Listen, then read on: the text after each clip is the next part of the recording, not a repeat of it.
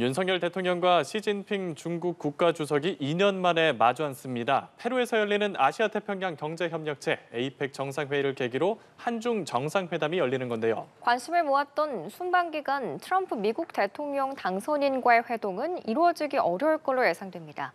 용산 대통령실 나가 있는 취재기자 연결합니다. 장효인 기자.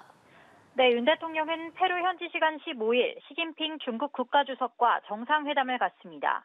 지난 2022년 11월 G20 정상회의에서 만난 지 약 2년 만에 성사된 대면 회담입니다. 김태우 국가안보실 1차장은 조금 전 브리핑에서 이같이 밝혔습니다.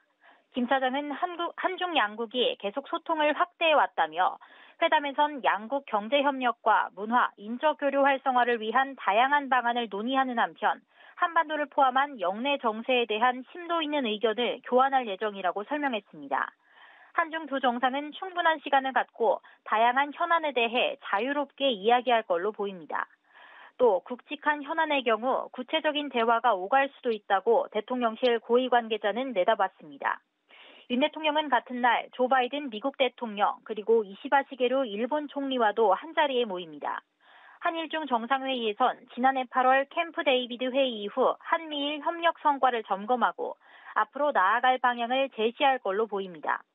대통령실 고위 관계자는 그동안 세 나라가 협력을 제도화하기 위해 협력 사무국을 설치하는 방안 등을 진지하게 논의해왔다며 내일 그 성과물이 발표된다고 전했습니다. 현지 시간 16일엔 이시바 일본 총리 취임 이후 두 번째 한일 정상회담을 갖고 양국 간 협력 방안을 논의합니다. 한미 정상회담 개최도 추진 중입니다.